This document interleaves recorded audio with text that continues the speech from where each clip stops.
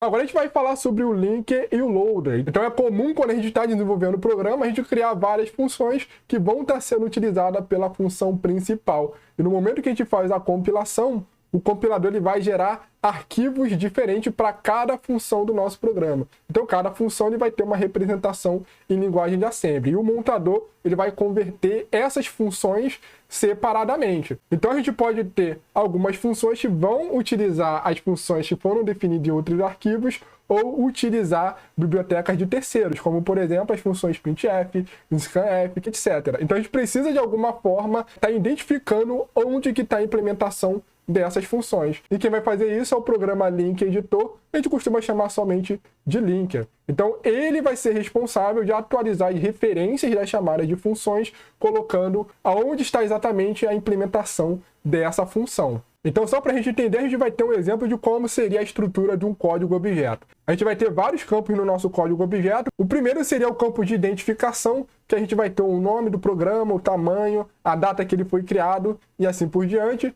O segundo campo seria um ponteiro para uma tabela de símbolos, que são símbolos que contêm no módulo que podem ser utilizados por outras funções. O terceiro campo seria uma referência para uma tabela externa, que corresponde àqueles símbolos ou funções que são utilizadas na função, mas eles são referenciados em outro módulo.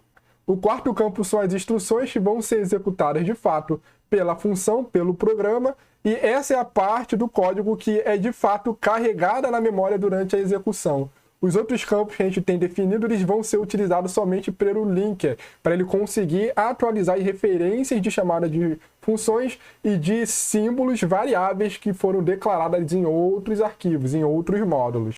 Aí depois a gente vai ter esse campo de tabela de relocação, que ele vai ser utilizado para a gente estar definindo e realocando os endereços das funções que são utilizadas. E por fim a gente vai ter o fim do módulo, que ele vai ter aqui um valor de checksum ou flag, só para verificar a integridade da função do módulo do arquivo. Então o link ele vai estar juntando todos os módulos do programa em um único arquivo executável. E ele vai estar atualizando todas aquelas chamadas de funções e dados que são utilizados em uma função, mas são declarados em outro módulo, em outro arquivo. Normalmente, né, o arquivo executável ele vai ter uma extensão própria, como por exemplo o .exe no Windows. No Linux a gente não tem nenhuma restrição de extensão que a gente pode utilizar. Então, quando a gente tem esses módulos separados, cada módulo ele vai começar com o endereço virtual 0. E a gente precisa juntar esses arquivos para que a gente só tenha uma única instrução começando no endereço virtual 0. Então, por isso, o link é necessário para a gente conseguir resolver esse problema. A gente gera um único arquivo e todos esses endereços virtuais vão ser atualizados.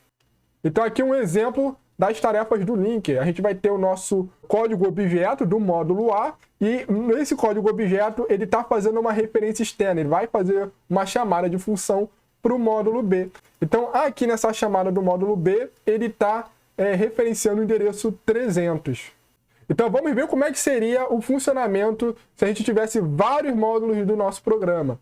Então, a gente vai ter que cada um desses módulos eles vão ser arquivos separados, correspondente a cada uma das funções, que aqui no nosso exemplo é a função A, B, C e D, e cada um desses módulos eles começam com o endereço virtual 0. Então a gente pode perceber que o módulo A tem o endereço virtual 0 até 400, o módulo B é de 0 até 600, o módulo C de 0 a 500 e o módulo D de 0 a 300. Então repare que a gente não consegue saber qual que é a instrução que a gente deveria executar se a gente está referenciando o endereço 0. Então o linker, né, ele vai estar associando tudo isso, ele vai construir uma tabela com todos os módulos e seu tamanho, depois vai associar o endereço inicial para cada módulo e os endereçamentos em relação ao endereço base. Então, por exemplo, começando com o módulo A, o endereço inicial de A seria o endereço 100, e o tamanho dele seria 400. Então, o módulo B que vai vir após o A, ele tem que começar em qual endereço?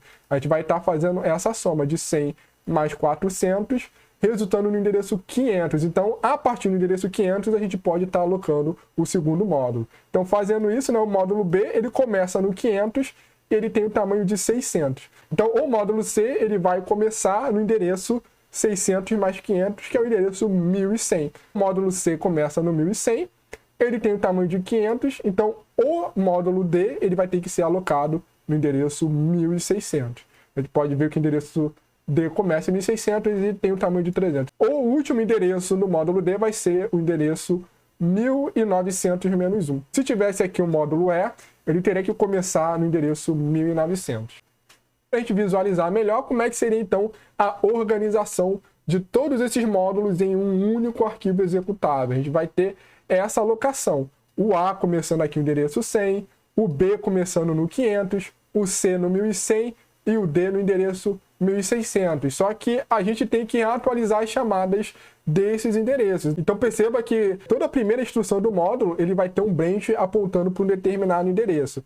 Então aqui ó, no módulo A ele vai ter um branch para o endereço 200, aí a gente vai ter o módulo B, um branch para o endereço 300 e assim por diante. Só que eles já foram realocados. Esses endereços estão considerando os endereços virtuais dos módulos separados. Como é que a gente queria que o código funcionasse depois dessa realocação? A gente queria que essa instrução do branch 200 ela vá para o endereço 300, que seria 100 mais 200. Então ele ia executar essa instrução de move. No momento que a gente fizesse esse call B no módulo A, a gente queria ir para a primeira instrução do módulo B. A gente tem que ir para a primeira instrução do módulo B. Da mesma forma, no momento que a gente faz o call C, a gente vai para a primeira instrução do módulo C. No momento que a gente faz o call D, vai para a primeira instrução do módulo D. E essas instruções de branch, a gente quer que ela sempre considere o endereço atual. Então, aqui no módulo C, esse branch to 200, ele deveria ir para o endereço 1300, que seria 1100 mais 200. É assim que a gente espera que o programa execute, só que sem atualizar as referências, ele ia executar dessa forma. A gente teria aqui esse branch to 200 iria para o endereço 200, aqui no call B, esse branch to 300 voltaria para uma instrução aqui do módulo A, essa instrução do módulo C, que é o branch to 200, voltaria para uma instrução do módulo A e assim por diante. Então, repare que a gente precisa estar atualizando essas referências a endereços quando a gente está gerando um único arquivo executável. Atualizando os endereços, a gente teria o seguinte cenário. A gente atualizaria a primeira instrução do módulo A, indo realmente para o endereço 300, a primeira instrução do módulo B indo para o endereço 800, a primeira instrução do módulo C indo para o endereço 1300 e a primeira instrução do módulo D indo para o endereço 1800. E aqui a gente substituiria cada chamada dos módulos para a primeira instrução de cada um. Então aqui no A, onde a gente tinha um call B, a gente vai colocar o call e o endereço da primeira instrução de B, que é agora o endereço 500. Da mesma forma, onde era o call C, a gente colocou o endereço da primeira instrução de C, que seria o endereço 1100, e onde era call D, a gente colocou o endereço da primeira instrução de D, que é o endereço 1600. Então agora a gente tem um arquivo executável e a gente pode estar executando ele no processador.